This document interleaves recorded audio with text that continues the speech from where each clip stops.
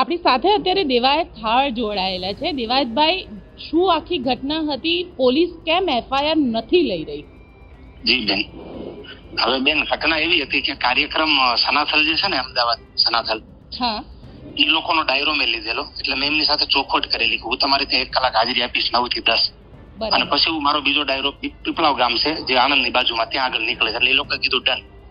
1 પણ રૂપિયો લીધા વગર વિધાઉટ બજેટ મારા સંબંધમાં ઉજાવાનો હતો। હા, એમના ઘરના સીસીટીવી તમે ચેક કરો, એમાં 8 વાગ્યાની મારી હાજરી છે, 9:30 સુધી હું રોકાણો, 9:30 હું આયોજકની રજા લઈને ત્યાંથી નીકળ્યો કે ભાઈ હું કાર્યક્રમ પૂરો કરીને તમારે ત્યાં એક આંટો મારીશ।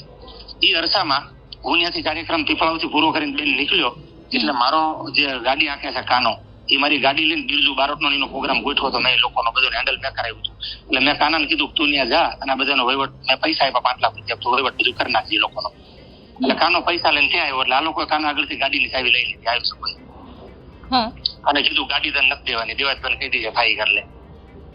એટલે તમારી ગાડી હજી પણ એ લોકો પાસે છે? હા, હજી એ લોકો પાસે છે સ્કોર્પિયો। એ ગાડી લઈ લીધી ત્યાર પછી કાનાને કીધું તું ગાડી લઈને ત્યાંથી નીકળ।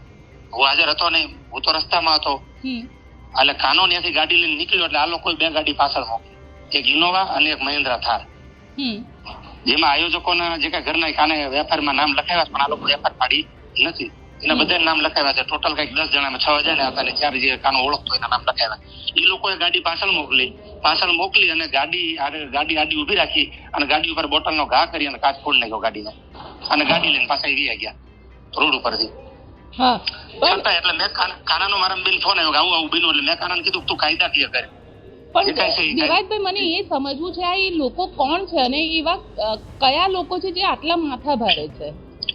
માથા ભારે તો બેન આ કાયદો આપણો એવો એટલે માથા ભારે થઈ જાય ને, તો માથા ભારે હોય કોણ? એ લોકો આયોજકો છે, સનાથલના છે, એટલે એ લોકોએ આ વસ્તુ કરી જયારે ખાના ઉપર એટલે ખાનાનો મને ફોન આવ્યો કે ભાઈ આ લોકો ગાડી આડી ઉભી રાખી, કાચ ફોડ નાખ્યો, ગાડીની ચાવી લઈ લીધી અને ગાડી લઈને વી ગયા એ લોકો। એટલે મેં કાનાને કીધું ભાઈ કાંઈ વાંધો નહીં, ભલે વી ગયા, હું તો હતો ને હાજર, એટલે મેં કીધું કાંઈ વાંધો નહીં, તું જે કાંઈ થાય કાયદાકીય પ્રોસેસ કર। એટલે મેં બીજા દિવસે કાનાને મોકલ્યો પોલીસ સ્ટેશન કાંગોદર કે ભાઈ તું ગુનો દાખલ આ લોકો ઉપર કરાવ, ગાડીમાં પૈસા છે, ગાડી લઈ ગયા છે, ગાડીનો કબજો એ લોકો આગળ છે। તો પોલીસ ફરિયાદ લેતી નથી। 17 કલાક એને કાલ રાતે 2 વાગ્યા સુધીને પોલીસ સ્ટેશન બેસાડ્યો, અને 2 વાગે એવું કીધું કે તમે અરજી કરજો ને તપાસ કરશું। શેની અરજી બેન? આ ન્યાય નથી? હજી સુધી પોલીસે એફઆઈઆર નથી લીધી? તમે કોઈને હર્ષ સંઘવીને કે કોઈની સાથે વાતચીત કરી? કોઈ બીજા ઉપરના અધિકારી સાથે? નથી કરી ના, કોઈ અધિકારી સાથે નહીં। મેં તો જે લીગલ થતું એ પ્રમાણે જે ચૌધરી સાહેબ છે એને કીધું, પીઆઈને ફોન કરી કે સાહેબ આ ગુનો દાખલ કરવાનો છે, આ વસ્તુ મારા માણા હારે બની છે, તો કે વાંધો નહીં, હા કરી, ફરિયાદ ન આપી તો મને નકલ આપવી પડે ને બેન એફઆઈઆર ની એમને રાત્રે, કે ભાઈ એફઆઈઆર તમારી લેવાઈ ગઈ। એ નકલ ન આપી, રાત્રે 2 વાગે એવું કીધું કે તમે અરજી કરીને લઈ જાવ, તપાસ કરીને આગળ જોશું। તમને લાગે છે કે જો દેવાયત ખવડ સાથે આટલી તકલીફ થઈ રહી છે એફઆઈઆર નોંધવામાં, તો પછી સામાન્ય માણસની તો પરિસ્થિતિ ખૂબ ખરાબ છે? કહેવા માટે કહું છું કે દેવાયત ખવડને સાથે જો એના માણસ સાથે આ વસ્તુ બનતી હોય, જો એફઆઈઆર ન લેતા હોય તો સામાન્ય માણસની શું હાલત થાય? તો આમાં શું રીઝન છે આ લોકોને ફરિયાદ ન લેવાનું કે એફઆઈઆર ન ફાડવાનું? ગાડી લોકો પાસે છે, આ વસ્તુ બની છે, એના પ્રૂફ પુરાવા, મારો માણસ નામ લખાવે છે, તો એમ કહે છે કે ના આ બધા નતા। હવે જેની સાથે ઘટના થઈ છે, જે માણસ નામ બોલે છે, એ નામ લખવા તૈયાર નથી, તો રીઝન શું આનું બેન?